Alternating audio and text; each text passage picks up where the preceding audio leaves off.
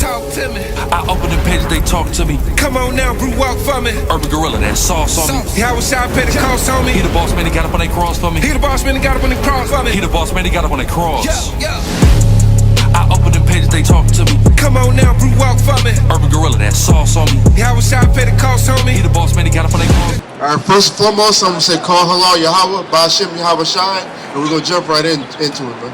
Give me Revelation chapter 13.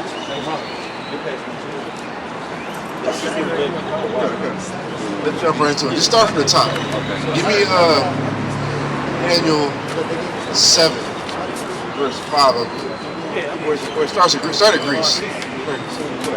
This is the book of Revelation, chapter 13 from the top. And as I stood upon the sand of the sea and saw a beast rise up out of the sea, having 7 heads and 10 horns. So there's a beast, right? This is something metaphorical. It's talking about a beast having 7 heads and 10 horns. The breakdown of this is talking about the Roman Empire, the revised Roman Empire, having 7 heads going into Greece, Rome, Germania Major, Germania Minor, France, Spain, and Britannia. That's the 7 heads. The 10 horns is going to the EU and common markets. You see this as a representation of Rome, and it makes more sense the farther you go down into it. Now, let me get, no, just stay where you are, let's just keep going. And upon his horns 10 crowns, and upon his heads the name of blasphemy. And the beast which I saw was like unto a leopard, and his feet were as the feet of a bear, and his mouth as the mouth of a lion. And the dragon gave him his power, and his seat, and great authority. Now this is going into how strong the revised Roman Empire was. This is similitudes, it's giving you similitudes of animals that have power, showing you the straight eminence and power and superiority that Rome had compared to the other nations. Go ahead. Verse 3, and I saw one of his heads as they were wounded to death, and his deadly wound... Where you at? You in 3? Okay, go ahead. Go ahead. And his deadly wound was healed, and all the world wondered after the beast. No, read that verse again. And I saw one of his heads as they were wounded to death. You saw one of his heads as it was wounded to death. Out of them 7 heads, the 1 7 head that's talking about is specifically Rome. Because the beast in totality is a whole revised Roman Empire with the 7 heads. But this one beast, is the one head that was wounded to death, is talking about specifically Rome. And what happened? It was healed. And we see that in the Renaissance era. We see Rome getting destroyed and brought low, and then coming back. They call it the rebirth or the Renaissance era. Go ahead. And his deadly wound was healed. Yeah, the Renaissance era. And all the world wondered after the beast. And they worshipped the dragon, which gave power unto the beast. And they worshipped the beast, saying, who is like unto the beast? Who is able to make war with him? Who is able to make war with him? Who's able to make war with Rome? Who is able to stand against the Roman Empire? Because they were the height. They were holding the height of the hill, man. Because go ahead, let's get this in Daniel. Just go to Rome. Go to Rome.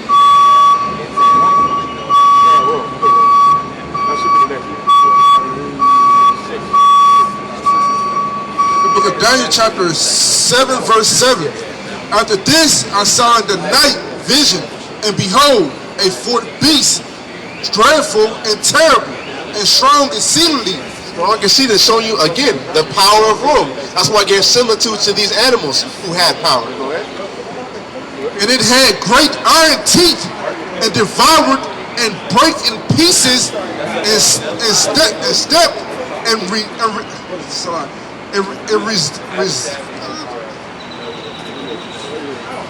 the residue with the feet of it, and it was diverse from all the beasts that were before it. It was diverse from all the beasts before, because the way that Rome had a senate, the way they did things, they had had 2 political parties, which just the same way America has 2 political parties. The Republicans and the Democrats, or in that time, the plebeians and the patricians, the plebeians being the Democrats, and the patricians being those who were in favor of the rich, how you have the Republicans. It's the same exact thing. and it was diverse from all the beasts that were before it, and it had 10 horns. What? 10 horns. That's that 10 horns. Like you see the 10 horns on the same beast, the common markings. That EU and that treaty that they made, the common markets. That's talking about Rome having this power, being different from all the other kingdoms of the world, being able to stop the residue of them, basically just going and conquering. And conquering. That's why I said, who can make war with Rome? Because they was taking over the damn world, man. Right. Well, that's how Rome was doing for everybody. Nobody was standing up against Rome. Go ahead. Let's move on. We were.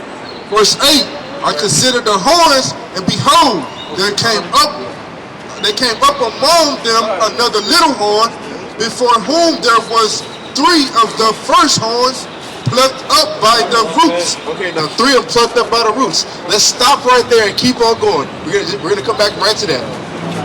This is Revelation 13 and 5. And there was given unto him a mouth speaking great things and blasphemies.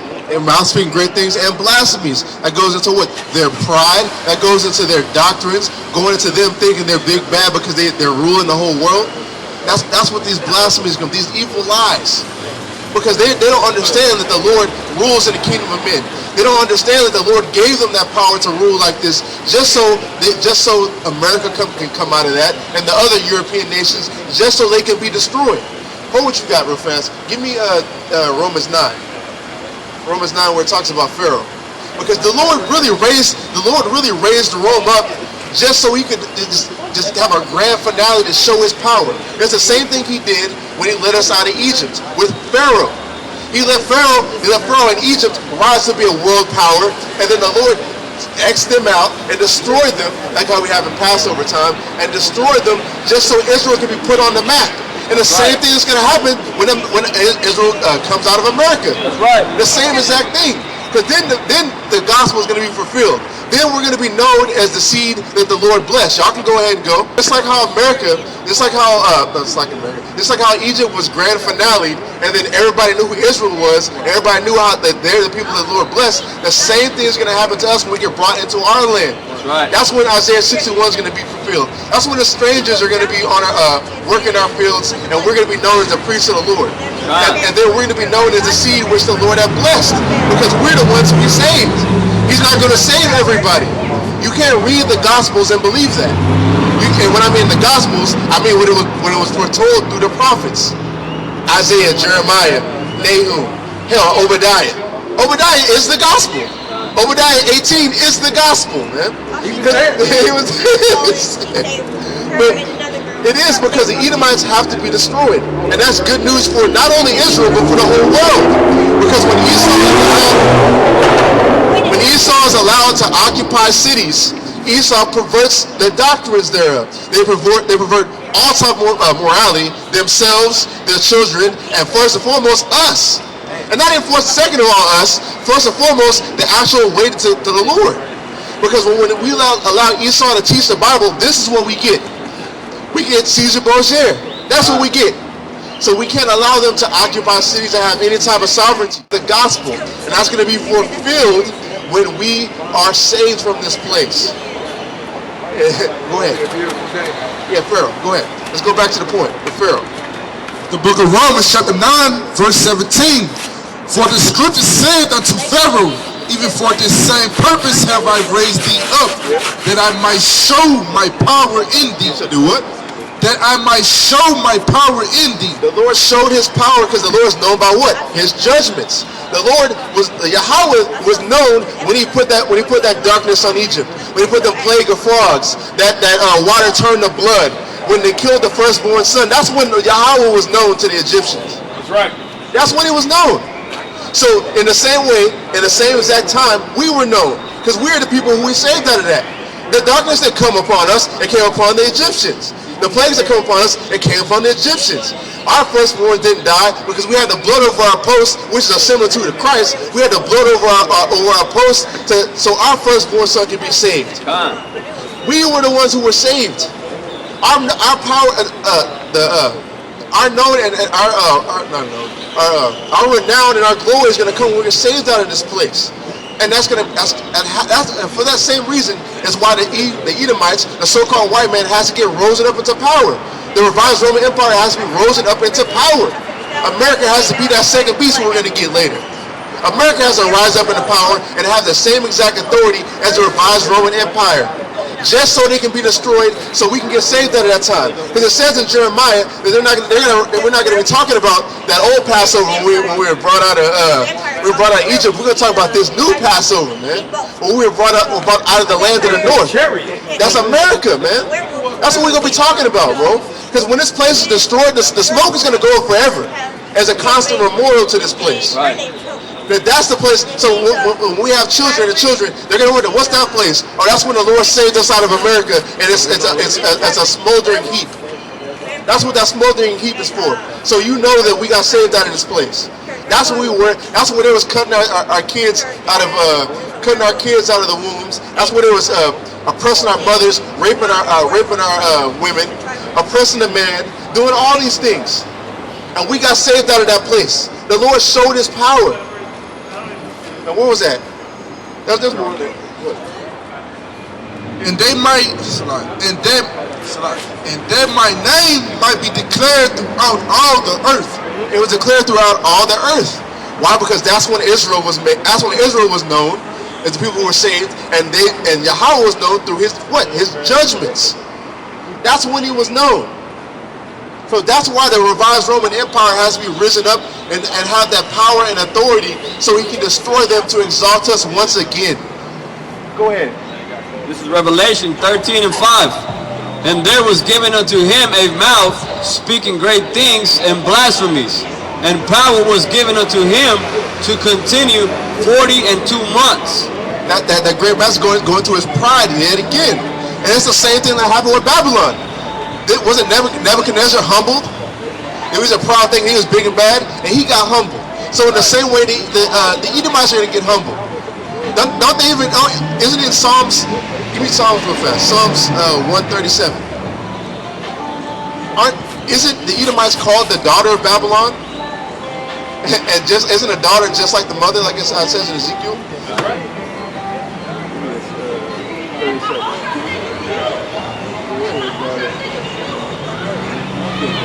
So the book of Psalms, chapter 137, verse 8. O daughter of Babylon, who are to be destroyed. What did He call you? Let's start with verse 7. Verse 7. Remember, O Lord, the children of Edom in the day of Jerusalem, who said, raise it, even to the foundations thereof. What's called the Edomites? O daughter of Babylon. What? O daughter of Babylon. They call it, O daughter of Babylon. Go ahead. Who ought to be destroyed. They are to be destroyed. The Edomites are going to be destroyed.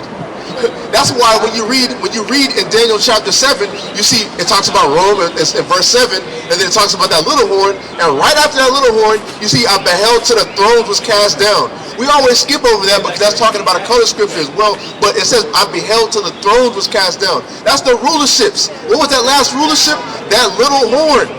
Who is ruling that little horn that comes out of Rome? The so-called white man. The Lord beheld, Daniel beheld to see the thrones cast down. He beheld to see the Edomites cast down, who are going to be destroyed just like the Babylonians. Because wasn't Babylon destroyed? That's right.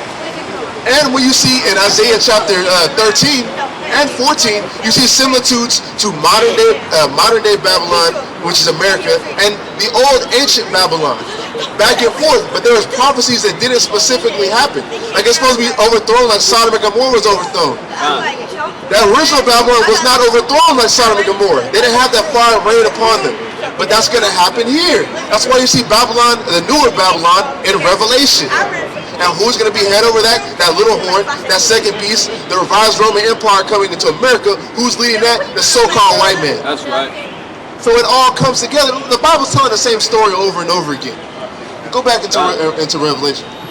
This is Revelation 13 and 6. And he opened his mouth in blasphemy against Yahweh to blaspheme His name. His name. How does He do that? With this and their belief systems, and how they do us. When they tell us that we're not God's chosen people, they tell us we're goy or Gentiles or the natural Gentiles. That's how He blasphemes His name. Because his name is blasphemed when we're in a downtrodden state, like it says in Ezekiel chapter 36. His name is blasphemed among the Gentiles when we're walking around calling ourselves niggas, and we're actually in a downtrodden state. His name is blasphemed, but he's going to glorify his name. How does he do that? By saving us and bring us back into our own land. That's right. Now go back to that verse again. Verse 6. And he opened his mouth in blasphemy against Yahweh to blaspheme his name and his tabernacle. What? And his tabernacle. Blaspheme his tabernacle. Now what? Give me Daniel chapter where you at? Go to verse 9. Verse 9. Chapter 9. Where it talks about the oblations to cease. What did the so-called white man do? What did Greece and Rome do? They defiled what? The temple. Greece did it, and the Romans did it in 70 AD. That's his tabernacle. They went inside and sacrificed swine and told us and made the Israelites abominable. That's what they did. That's how they blaspheme his tabernacle. Like they do this. The revised Roman Empire did this. And even if you want to think about it with Greece, Greece is one of those 7 heads who did the same thing. It's the same thing over and over again. What does the so-called white man do when he's in power? He disparages the Israelites, lies on his name, gives them a false white Messiah, and allows us to walk in wickedness so they can remain in power. That's why I said Obadiah 18 is the gospel, because it's a good news. It's great news, actually. It's great news because this is what happens. This is a result of that. This whole area right now is a result of this, man. Israelites dying in the cold. They restricted power to our side of town, but the so-called white man's Highland Hills and all them, they got power the whole time. Right. Bring that out. Yeah, man. Give me 9. Was it 22? Made the oblations to cease. Got it. So Obadiah is like gonna be the last prophecy. I wouldn't say that. No, Nah. right? That's gonna be when we're gonna eradicate them and we're gonna be good, man. I mean, we're gonna be good forever. I wouldn't say that's the last So prophecy. what else gotta happen after that? That's the question. They're eradicated at the end of the 1,000 years. After the 1,000 years, I think. Bro, ain't nothing else happening after that. We gonna have forever and ever after that. No, Isaiah 2. Isaiah 2. When they have to hold what you got. Give me Isaiah 2. Yeah, I just want to know. For some reason, I think that's the last one. Yeah, because during the 1,000 year, there's a 1,000 year reign. We're gonna be ruling over them. Yeah, Isaiah 2 is after that. Okay, I'll show you. On the top. 2 and 2. This is the book of Isaiah chapter 2 and verse 2. And it shall come to pass in the last days that the mountain of the Lord's house shall be established in the top of the mountains, and shall be exalted above the hills, and all nations shall flow unto it. All nations shall flow into it. Now, during the 1,000 year captivity, it's not captivity, 1,000 year reign. It's not just the Edomites that are going to be in captivity. All the other nations are going to be too. So after they get their sovereignty and get to go back into their land, then they're still going to be subject under us. We're still going to be exalted above them, but they're going to be subject. But those nations after that are going to come back to Israel to learn of our ways. Go ahead. Verse 3. And many people shall go and say, Come ye, and let us go up to the mountain of Yahweh, to the house of the God of Jacob, and he will teach us of his ways, and we will walk in his paths. For out of Zion shall go forth the law and the word of the Lord from Jerusalem. And he shall judge among the nations, and shall rebuke many people, and they shall beat their swords into plowshares. Their swords into plowshares, and their spears into pruning hooks. Nation shall not lift up sword against nation, neither shall they learn war anymore. So there's going to be world peace. So they're going to have to be in their own sovereignty for them to even try to declare war. So this is going to be after the 1,000 year captivity, and at the end of the 1,000 year reign. At the end of that 1,000 year reign, the Edomites going to be destroyed. They get their own sovereignty, then they come back and learn from us. So basically, the last prophecy is going to be peace on earth. That's when there ain't gonna be no more war. Nations going back to their homeland to keep. That's what I was saying. That's still, you can say. I mean, I'd have to look. I don't want to say that If they definitively. go off, then they still got to get dealt with. Yeah, that's what I'm saying. Okay, But that's you're still right. kind of the same thing. But they're not gonna be Yeah, able to I don't want to say that definitively. But I'll say Isaiah 2 happens after that. Okay, so Isaiah 2 is the last prophet. I don't want to say definitively. But I know it happens after over that. Revelation 13:6. Bring it up. And he opened his mouth in blasphemy against Yahweh to blaspheme his name and his tabernacle. I read the and his tabernacle. How is he gonna do that? By like how he destroyed it in the first, second Maccabees and in 70 AD, and it was prophesied to happen. The book of Daniel chapter 9 verse 27. And it shall confirm the covenant with many for 1 week. And in the midst of the week, Midst of that week, that week is going into the 7-year war we had with the Jewish, what was it, Roman Jewish war. And in the midst of that week, in the midst of those 7 years, was at by like 70 AD. That's like 70 or 69, somewhere around there, right? and in the midst of the week, he shall cause the sacrifice and the oblation to cease. Sacrifice and the oblations to cease. Where did it happen? In the temple. They destroyed the temple when they sacked Jerusalem. And the overspring of abominations, and he shall make it desolate even until the consummation, and that determined shall be proved upon the desolate.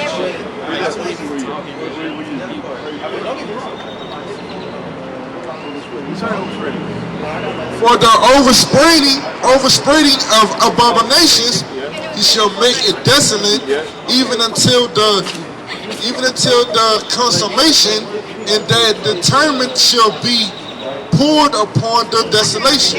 Desolation. That's the abomination. That's the abomination of desolation. That's when our temple is sacked. It got sacked. They got sacked in first, second Maccabees, and they got sacked in 70 AD. That's when his tabernacle was blasphemed. Because a filthy devil like that, because Esau is profane. Esau is, what does profane mean? There's no profane fornicator such as Esau, like Hebrews chapter 12 verse 16. Profane means outside the temple. But what did he do? He entered the temple and sacked it. And not only did that, sacrificed swine, an abominable animal to the Lord. And the Lord hates all abomination. So that's how he blasphemed the temple. Go ahead. The tabernacle. And his tabernacle and them that dwell in heaven. Yeah. Verse 7. And it was given unto him to make war with the saints. Make what? To make war with the saints. And we saw that with the Roman Jewish war. And we also seen that with the various captivities we had with France, Rome, Greece, even the transatlantic slave trade. We saw all that come from the 7 heads who made war with us. It reads, and to overcome them, and power was given him over all kindreds. Yeah. Over all kindreds. That's what we was reading about in Daniel 7 verse 7. Because he had that power to rule over everything and stop the residue thereof. They were stomping on the nations. Literally. Like they was ruling, wherever they went, they would pull up and destroy your land. And take it over and annex your people into their army. And grow stronger like that. Go ahead. And tongues and nations. Yeah. And all that dwell upon the earth shall worship him, whose names are not written in the book of life of the Lamb slain from the foundation of the world. So worship, right? Can you well, I know what it is. It's proskuneo. That shall show reverence or homage. So the people of Israel who show homage to the revised Roman Empire, their names are going to be written in the book of life. They're not who Christ. Those people who do those things aren't going to be the people who Christ saves. Because what is that really going into? The image of the beast. Literally, the image of the beast. That's why it says worshiping the image or taking his mark. That's following the image of the beast and taking his mark. If you worship that. Go ahead. Verse 9, if any man have an ear, let him hear. He that leadeth into captivity shall go into captivity. Either what? He that leadeth into captivity shall go into captivity. Now, this is why this verse is really powerful. Because we'll read this to an Edomite, and they say, oh, well, I'm like the first generation of my family over here. That doesn't matter. It says, he that leadeth into captivity shall go into captivity in accordance to those 7 heads and 10 horns. Who's them 7 heads and 10 horns? Greece, Rome, France, Spain, Germania Major, Germania Minor, Britannia. All of those were part of the transatlantic slave trade. That's right. So there's no run. It don't matter if you first generation. It said that from the inception of y'all. So it doesn't even matter no more. Y'all was talking about this. Oh, we the first generation. I mean, that's cool. You about to be the first generations in captivity. Go ahead. He that killeth with the sword must be killed with the sword. Yeah. Here is the patience and the faith of the saints. Here are the patience and faith of the saints. The Israelites are patiently waiting for this to happen. They are patiently waiting for that little horn to be destroyed. Because it says, here's the patience. Because it said at the end of that inception, of the 7 horns and the dragon and the beast, and all of them fall, the Israelites are patiently waiting for them to go into captivity and for them to be killed by the sword. Now watch this. Go back to Daniel chapter 7 real fast. Read verse 8. Yeah, sorry, verse 8.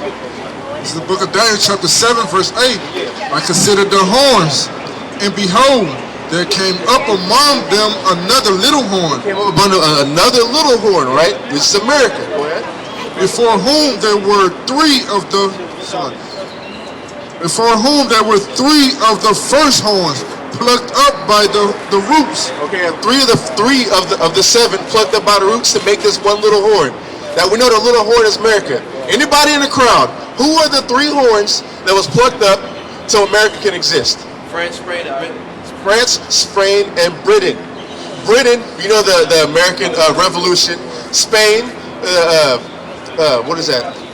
The Spanish conquest. The Spanish conquest, yeah, that doesn't tip my tongue. France and Louisiana Purchase. So the Americans, or the little horn, could occupy this land and be that power. They plucked them up out of power in this land. They came out of the 7 horns to make them to be that little horn. Now watch this. Go ahead. Behold, in this horn were eyes like the eyes of a man, and a mouth speaking great things. That's the same thing the first beast was doing, because it exercises the same power as the first beast. And what was the first beast doing? Or who was the first beast? The revised Roman Empire. They were proud. So the same thing we see with America. I'm proud to be American, so at least I know I'm free. And when you think about it, how could a so-called black and Hispanic man even say that? How can you feel comfortable? Like they want to sit there and try to demonize us because we don't want to sing their national anthems and pledge allegiance to the flag. How can I pledge allegiance to a flag where I came over here as a slave? Right. Where I'm still not in the Constitution. I'm still not in the Bill of Rights. None of us are. None of us are, bro. It's still to this day. But they want us to say, pledge allegiance to this. That's madness. And that's the pride of the so-called white man. They say, oh, you're going to do it because you ain't going to do nothing else. Y'all ain't about to come up and fight against us. Y'all didn't do it during slavery, so hell, y'all ain't going to do it now. And our people ain't doing it, bro. I mean, you think about it. Our people ain't really doing it, bro. Because if you look at totality, our people was on that Martin Luther King, the early Martin Luther King, let's try to get our ass beat so many times before they feel sorry for us. That's what our people were doing. And that's what Judah was on. It says he's a lion to whoop. Who's going to rouse him up? And who's actually going to rouse Judah up? Yahweh Shai. That's right. Yahweh Shai is going to rise up Judah. And that's what Psalm chapter 147 is going into. We're gonna put the saints are gonna sing aloud with a 2-edged sword in their hand to execute vengeance against the heathen. Right. That ain't happened yet, but when Yahweh Shai put that spirit upon us to do that, that's what's gonna happen. That's what's gonna happen, bro. Go ahead and go back.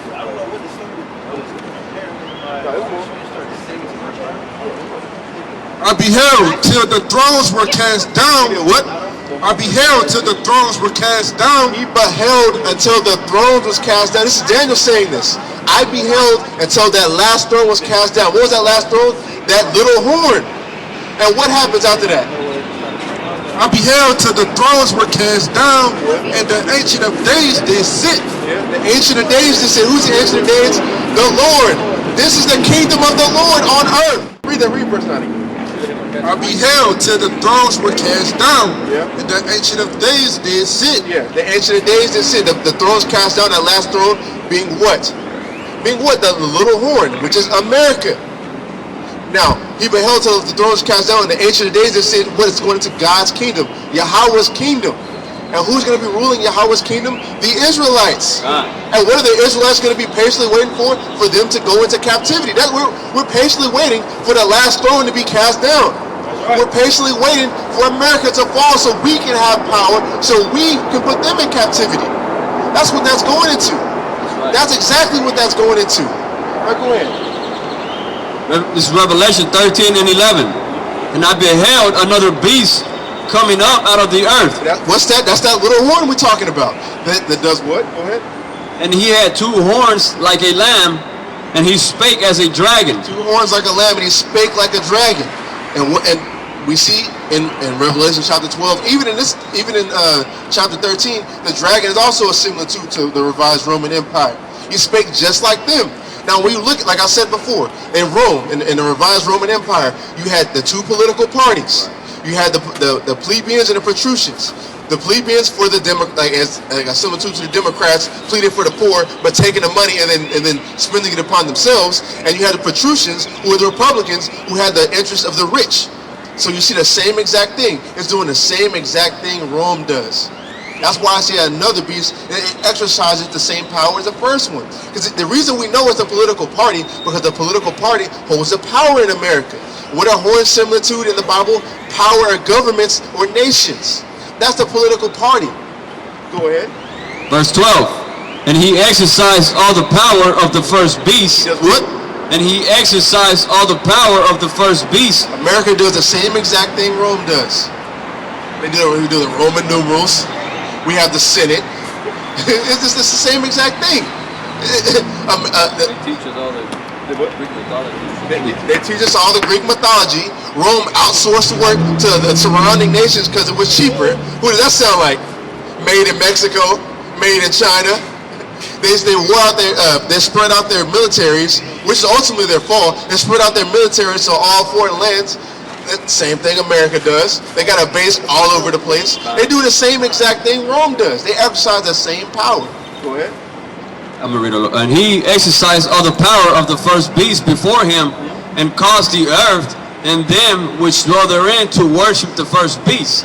To worship the first beast, or proskuneo, or short reference to who? Rome. That's the first beast, because we're doing the same thing Rome does. Even the Gregorian calendar. You look at that.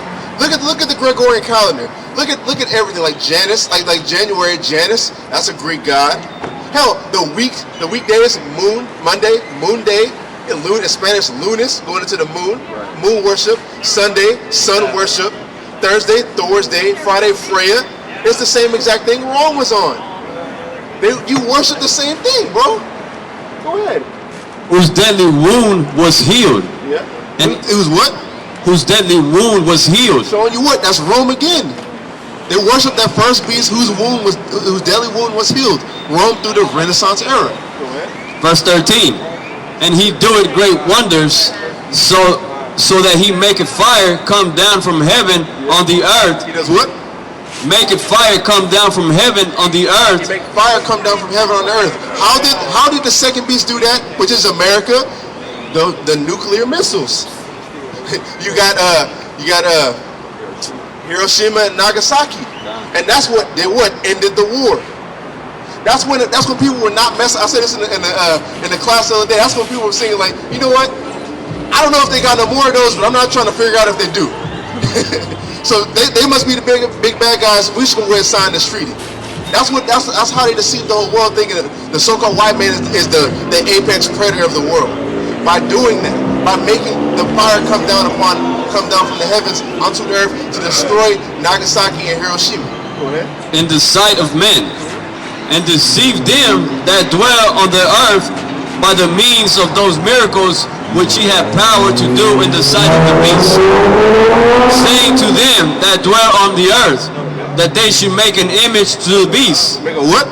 Make an image to the beast. Image to the beast. That's icon and icon in the Greek, right? Image. That doesn't mean a literal picture. That's a moral representation of something. What's the moral representation of America? Rome. All the philosophies, all the way they do things as far as days, the type of the religions, right. The type of things that they do.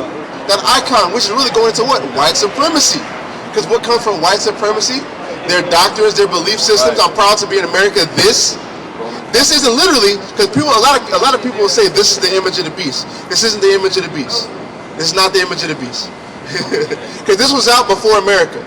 The image of the beast didn't come out. The image of the beast didn't come out to the second beast. So this can't be the image of the beast, literally. But this is part of the image of the beast. This is part of their philosophy. White Christianity, the way they treat Israelites, the way they treat each other, the way that they operate. White supremacy. The image of the beast, which had the wound by a sword and did live. And he had power to give life unto the image of the beast, that the image of the beast should both speak and cause that as many as would not worship the image of the beast should be killed. Shall be killed, because it's going to come a time, if you're not down with the image of the beast, if you're not down with America, what's going to happen? The beheadings. You see that in Revelation chapter 20. Those who are beheaded for the name of Yahushua, because believing in Yahushua is contrary to everything America stands on. Completely. It's contrary to the world. Because if you look at the beast, everything about the beast is carnal. Even his mark is carnal. It's carnality. Everything America on is carnality. Now when you think about Yahushua in John chapter 6 verse 63, the words he speaks is spirit. Keeping the commandments is spiritual. It makes you spiritual. Yahushua is spiritual and this beast is carnality. And those two things can't exist at one time. Give me Galatians chapter chapter 5. Because the carnality and the spirit can't occupy the same things. They're contrary to one another. Book of Galatians chapter 5 verse 17. For the flesh lusteth after the spirit, and the spirit against the flesh. And these are contrary the one to the other, so that ye cannot do the things that ye would. Stop right there. The key point I wanted to make on that, the carnality and the spirit are two separate things, and they're contrary to each other. They're opposites. They're one thing that's different than the other. So when you look at carnality, carnality is of the world. You think of spiritual things, it's of the spirit. What's of the spirit? The law, statutes, and commandments, and the faith of Yahushua and the words that he spake. Because even if you look at the commandments, they came down written from the finger of angels. That's from heavens. That's a spiritual thing. That's spirituality. The Lord spoke these words. And Moses wrote them down. And what is Yahushua? The word made flesh. And he can only do the things which the Father told him to do. That comes from the Spirit. So his words are spiritual. He is spirit. So this really dealing with this Bible and the belief system thereof is contrary to what America is on. Because everything America is carnality. So you can't, it's going to come a time to where believing on this is going to get you to look like a terrorist. Believing in this is going to make you look like somebody got put on a blacklist. That's when the beheadings are starting to come. That's when people are going to be martyred. And matter of fact, go ahead and give me that. Give me Revelation 20. That's all I was beheaded. I believe it's Revelation 11? no, not 11, 20. It's in 22. It's in two places, but I think the one I'm one is in 20. Stay where you at. Verse 4. Verse 4.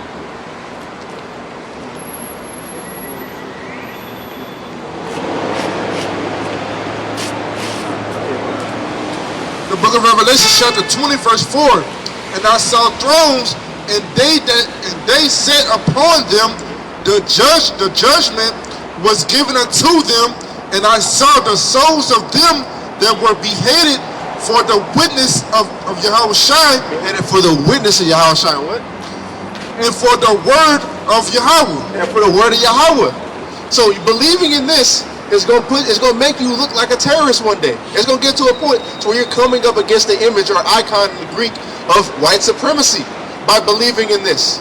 You're going to be labeled a terrorist at some point. And that has to happen because that's prophecy. And some people are going to be beheaded for it. But those who are beheaded for it will get that crown of life. Give me Revelation 2 and 10. Some of us will get thrown in prison. Some of us will get beheaded. But if you say faithful unto death, you'll get that crown of life. And that's the throne that was given to him. It's a similitude to that exalted state that's going to be given to those who are of the elect, who held it down until Christ came back. This is Revelation chapter 2, verse 10. Fear none of these things which thou shalt suffer. Behold, the devil shall cast some of you into prisons, that ye may be tried, and ye shall have tribulation 10 days. Be thou faithful unto death, and I will give thee a crown of life. Be faithful unto death, and you'll be given the crown of life. And that crown of life comes with the throne for being beheaded for Yahweh's sake and for the word of God, which is going to happen eventually when you come against that icon or image of the beast. Now go ahead. This is Revelation chapter 13 and verse 16. And he caused all, both small and great, rich and poor, free and bond, to receive a mark in their right hand. So, to receive a mark in their right hand. Right, let's see what that mark is. Because you'll have a lot of unlearned people say it's sin. Some people say it's white women. Yeah, say it's white women, right? They say it's believing in white Christ. So let's see what that word for mark is in the Greek. Let's see what the Greek word for mark is right there. It's charagma, a stamp, an imprinted mark. Yeah. It says, of the mark stamped on the forehead or the right hand as the badge of the followers of the Antichrist. The mark branded upon horses. So all these things are physical. They're physical stamps. But go ahead. But we're going to see what kind of stamp it is. Go ahead. Thing carved, sculpture, graven work. Now this is most likely the right usage. Because if you look at charagma, it's a compound word. Now let's see what the compound words are. Go ahead. Read the word. Karax. It's from the carousel, to sharpen to a point, akin to the idea of scratching. It says, outline of biblical usage, a pale or stake. A pale or stake or a what? A palisade. A palisade. If you look at a palisade, not the car. If you look at a palisade, it's like a similitude to like a picket type fence. Just one of them. It's like one of those picket things. A sharp object like that. Go ahead. Pales between which earth, stone, trees, and timbers are heaped and packed together. Like picket fences. Now that's it's a combination. It's a combination of two words. One of them being karax, that pointed palisade picket fence looking thing. Now see what the other word is. So yeah, I got it. So the root word for charagma is a compound word. Two root words: karax and grapho. So read grapho and read different. Grapho, to write with reference to the form of the letter, through delineate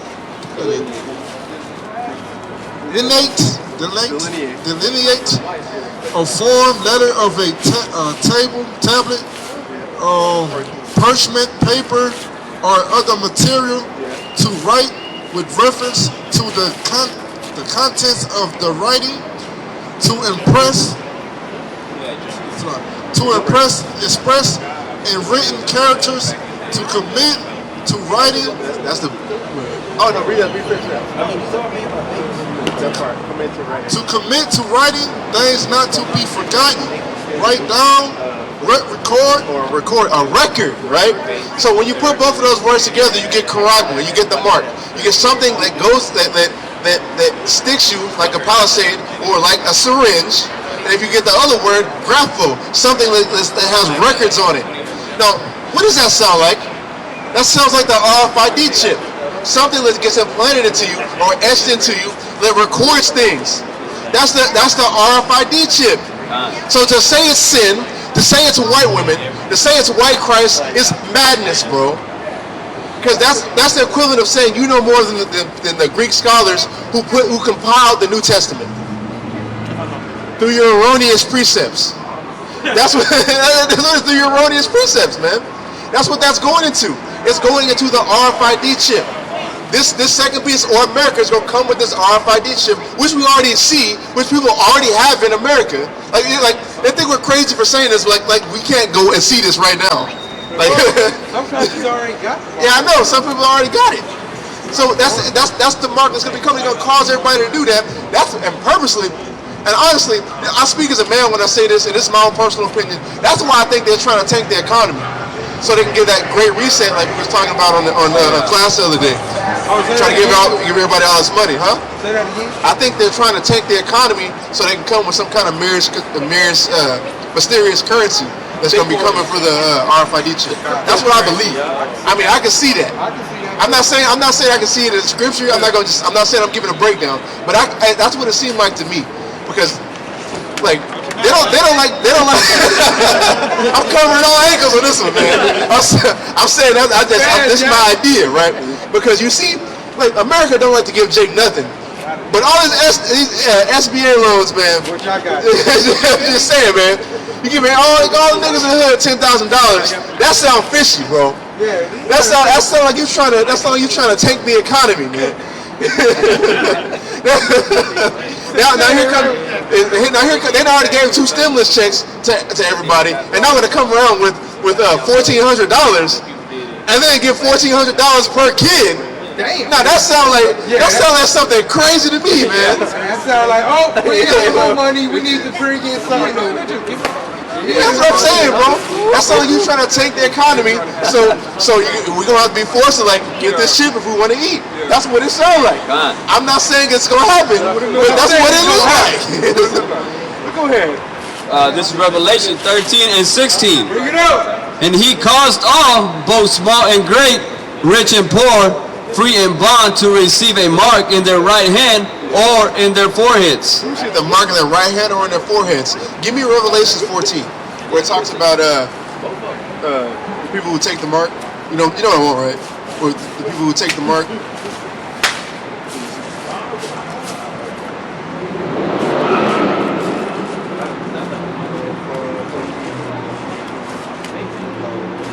Oh, 14 and 9, right? This is also further proof how the mark can't be anything other than a chip, right? Go ahead. In the book of Revelation, chapter 14, verse 9. And the third angel followed them, saying with a loud voice, if any man worship the beast in his image and receive his mark. And receive this mark. So if you ever receive the mark, go ahead.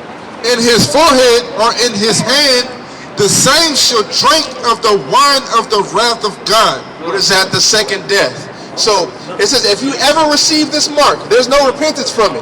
This is what this is literally showing you. If you receive this mark, the same shall take part in the second death. So if it's sin, we was all sinners before we came into the truth. We're all screwed. We're all screwed. If it's white women, a lot of Jacobs out of there. They're screwed. But the point I'm trying to make is it has to be a physical mark that's not repentable from. And sin is repentable from. Because y'all go, like the same people saying it's sin, be on the street corners trying to get Jake to turn away from sin. But if sin is the mark of the beast, there's no repentance for it. You just wasting your time. That's madness, bro. The mark of the beast is the RFID chip, and to teach people otherwise is madness, bro. Teach you. Bro. It's like this, man. Like, I understand why people talk about it like that, because this is important to know. Because like, if we didn't know this truth or nothing, and we just saw the economy collapse, and like all we can do to feed our family is to take this mark, what we gonna do? We're gonna take that mark. We got kids. We got put in a situation where we don't have a choice. We're gonna take that mark. And that's the same thing for people who don't know this. And that's also the same thing for people saying it's sin or white women, right?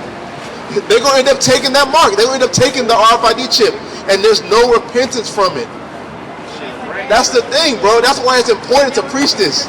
Like, it's important to preach this. Right. It's literally a matter of life and death. Go ahead. This is Revelation chapter 13 and verse 17. Yeah. And that no man might buy or sell save that had the mark. Now, check this out, right? This is also a cut on people saying that sin is the mark of the beast. I'll ask you this. Is sin the mark of the beast? They'll say yes. Can you buy and sell without the mark? They'll say no. I say, did you buy anything today? They'll be like, oh, I got gas today. Well, you have the mark. No, I don't have the mark. But wait a minute, it says it says if you can't buy or sell unless you have the mark. So showing you what? The sin can't be the mark of the beast. Because you probably went today and bought some from Walmart.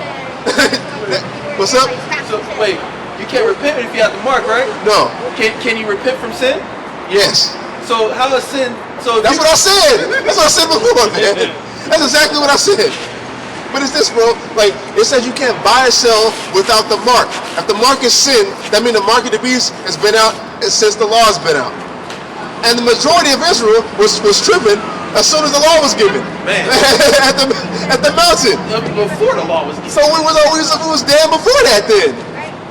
That's madness. And how are we buying and selling in the Bible then? If we had the mark. Like that don't make no sense. The mark of the beast, the RFID chip, or something similar to an RFID chip that's implantable that has like the whole records or letters or information. That's what it is. Go ahead. That the mark or the name of the beast or the number of his name. Verse 18. Here is wisdom. Let him that had understanding count the number of the beast, for it is the number of a man, and his number is 600. 600, 606, man. 666. What's 0.666? That's 2/3 of anything. That's 2/3. Who's gonna be the 2/3 of people taking the chip? The same people worshiping the image of the beast, and the same people taking the mark. That's the wisdom that's in that. The 2/3 are gonna take that. Is that the last verse? Yeah, man. With that, I hope the elect was edified. And with that, I would say, call halal Yahweh, Ba'ashem Yahweh Shai, and say shalom. All praise Yahweh, Ba'ashem Yahweh Shai. Kwame Asherala. Shalom.